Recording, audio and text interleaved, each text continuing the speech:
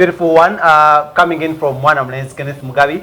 Ekibuzo kibadde mu ddiro wano Uncle Eddy nga ina kyabuza nti no mwakoma ku kayimba Justi. Tune akalala.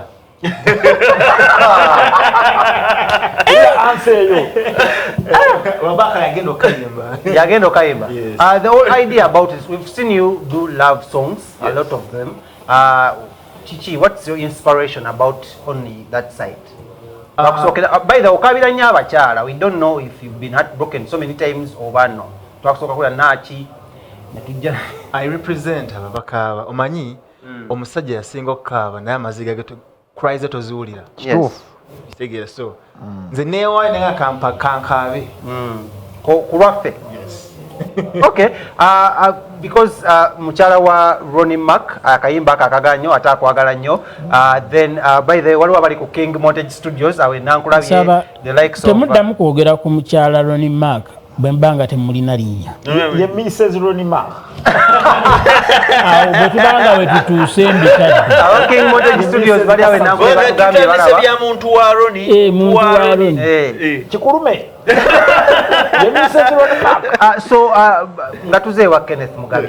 This year twala guli omaka gonna COVID took over and this time around and then tulaba ku Facebook awo waliwo ekyatukanga any plans with your woman kubanga tulina twamale tugera ku Mukwano. Tulina ke tuketwalaba nga tuyaga gamba Valentine oyinza okuba ogenda ku mavivi oyinza okuba ogenda kukyala kwanjula. Yeah. Ngenda ku mavivi naye nakubera ntebe. So abagala okulaba basobola okujja. Give us more details about that. So tomorrow nategeseyo akantu katono k'abantu batono nnyo abagenda okubeera aba witnesses. So ba witnesses abo njagala babeerewo bakwate ne videos butandika okusasaana. So ngenda kuba bayimbira and tomanya nyizo genda ku VV osobola okujja. Where exactly? Olaba Entebbe, do you know Aero Beach? Yes. Leave Aero Beach. My first three. Ngenyo we agudde. Ngato natuuka wakchali. Oli ku phase 3. Phase 3. By the way. What's the place called? Rock House. Opposite Rock House. Dorothy anyize aba nampereza message. Anyize. Guys, as we come to the end of the show, there are so many people that are lovers that are watching us right now. Kuliko abali ku King Montage Studios awe nankulabye kuliko Rollins, kuliko Becky, Emma, then kuliko naba abakyala mbera bidabala amanya bampadde kalist kawe. Naye to all the lovers, I want you to usher them in the Valentine's mood with one of your favorite songs. Kuva mu nnyimba zo. Kuva mu nnyimba zange. I'm so in love with Nach. Nange bangambye mugamba ayimbe Nach. So kakati beera ngo kimanyi owewaka agambye yimba Nach. Nange owewange muweereze Nach. Atali wewaka iba muweyi. Owewange agambye yimba Nach. Nange badde saba owewange engeri mbunno mulabye nakolero. Wetunaavira mu Valentine. Nategadde mukulu Ssendi asalewo. Tali.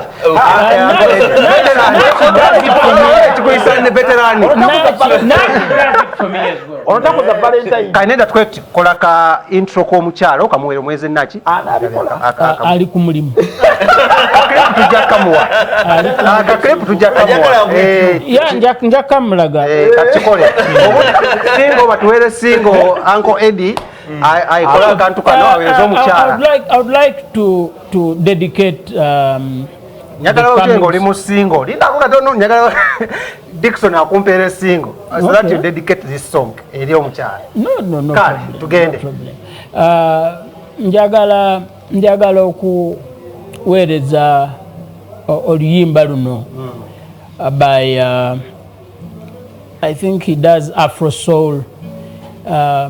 I want Kenneth Mugabi to my wife, Josephine Ssendi Kadiwa. Mama Al. I prefer nze muyita Josephine Ssendi Kadiwa kuba abaana nina bangi. Feka tumuyite Mama Al. Yeah, you can. Kati mu Al water akola ngani? Awakalango ojja kunsasuza bulango. Awo omusajja waffe wamma Al water akola ngani? She's one of the directors. Mu Al water. Bule okaweereza ni gwaka. Akayimba. Nsooka ne nkaweereza mikwano gyange. Yes. Bakadde bange baganda bange ne mama njogedde Mukyala Nasereka Farida Kiwesi webali kunzalire mwana omuwala oyo. I like my daughter.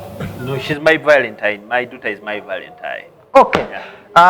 Nawe kawereze mukyala wange muweereza akayimba kano ekirala manager wa Kenneth Mugabi mukwano gwange nnyo bamuyita Dorothy Nabunjo anyize naye nkayimba kakunyumire wadde onyize oyo mukwano gwange nnyo mukyala wa manager wa Kenneth Mugabi uli ano mbadde muyise mukyala we no wayi tomanya bisobola okuba kibatu kiyinza okukuyiwawo ekibatwawo mwana akikwatamu. Kale, nange ngenda kubanka dedicatinga eri n'abakyala. You know, I'm the king, so I'm sending it to the queen.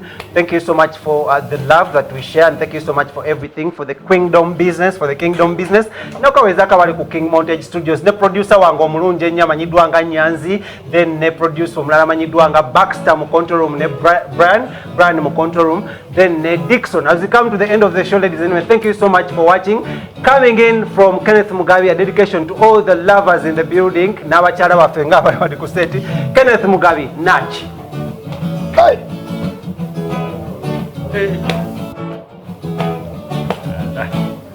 Nsaza kaviri nze n'ennyuma sitera kugolola ngoloddeko bagize n'emiwola gyaffe bambyolyeko ingeregeze nazinabyeko leero ebijanjalo okumanyo nabigyeko nakwezuwa ntanga tukyalya amapeera n'endya maama kati nze nkwetegekette nafunye n'akagatto naki Mukwano be my lover ay Naji no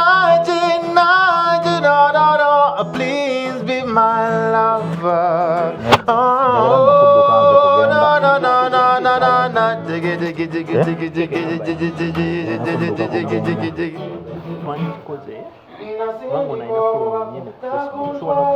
diggy olw'ensonyi nnyingi nakukwanako nasamba amapiira n'okuba mugongo sijja kwerabira era nonywegera ebisigadde byalimu oluyi engolo ensambakiri ne maamawo nakwezunga dda nga tukyalya amapeera n'endya maama kati nze nkwetegekedde nafunye n'akagatto nawe nakinawe Mukwano be my lover ay naji nawe be my lover nkwegayiridde